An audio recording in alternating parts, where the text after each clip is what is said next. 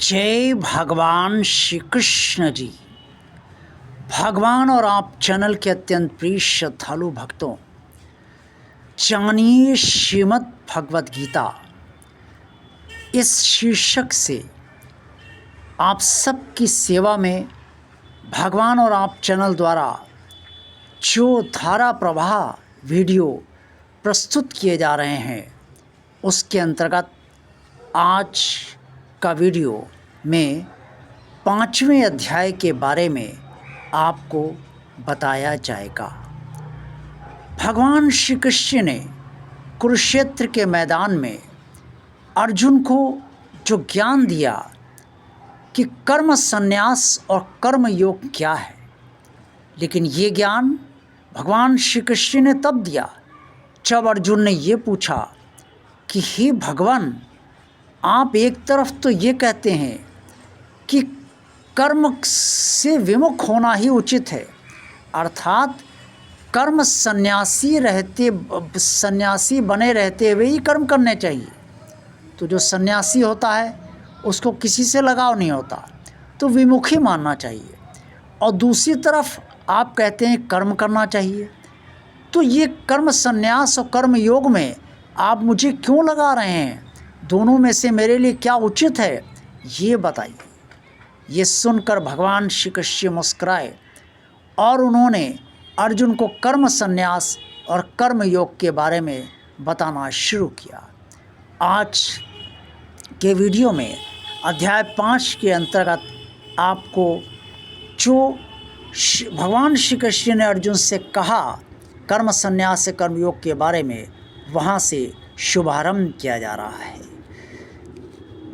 पूरी श्रद्धा, आस्था, विश्वास और समर्पण के साथ भगवान श्री कृष्ण के प्रति पूरी निष्ठा रखते हुए आप ये श्लोक अवश्य सुनिए, जो श्रीमद् भगवद गीता के अध्याय 5 का दूसरा श्लोक है। भगवान श्री कृष्ण कहते हैं, संन्यासे कर्म योगस्य निःशेषस् करावुभो तयोस्ति कर्म संन्यासात् कर्म योगो विशिष्यते। भगवान श्री कृष्ण ने कहा, कर्म संन्यास और कर्म योग ये दोनों ही परम कल्याण करने वाले हैं, परंतु उन दोनों में भी कर्म संन्यास से कर्म योग साधन में सुगम होने से श्रेष्ठ है। भगवान श्री कृष्ण ने अर्जुन से कहा कि कर्म संन्यास और कर्म योग से मनुष्य का कल्याण होता है, परम कल्याण होता है, लेकिन इन दोनों में कर्मयोग का साधन बहुत सुगम होता है, क्योंकि कर्म सभी करते हैं, इसलिए कर्मयोग का साधन सुगम होता है।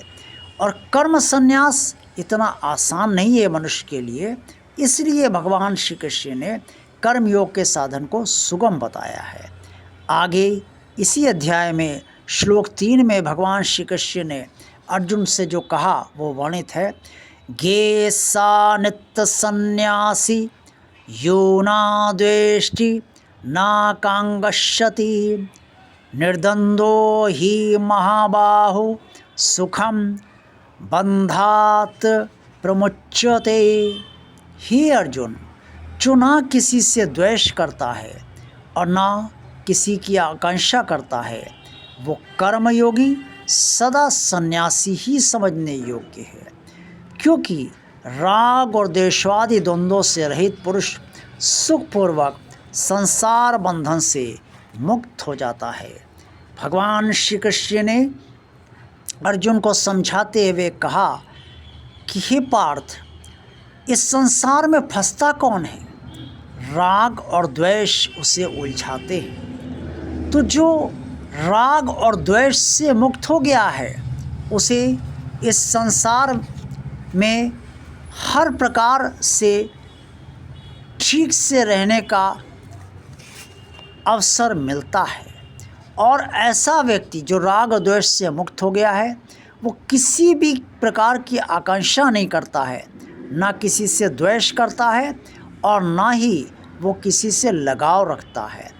ये ऐसा व्यक्ति जब कर्म करता है तो वो कर्मयोगी होता हुआ भी सन्यासी ही समझा जाना चाहिए। भगवान श्री कृष्ण ने आगे जो श्रीमद् भगवद गीता के अध्याय 5 का श्लोक का चौथा श्लोक है, उसमें भगवान श्री कृष्ण ने कहा है, उसमें भगवान श्री कृष्ण ने कहा है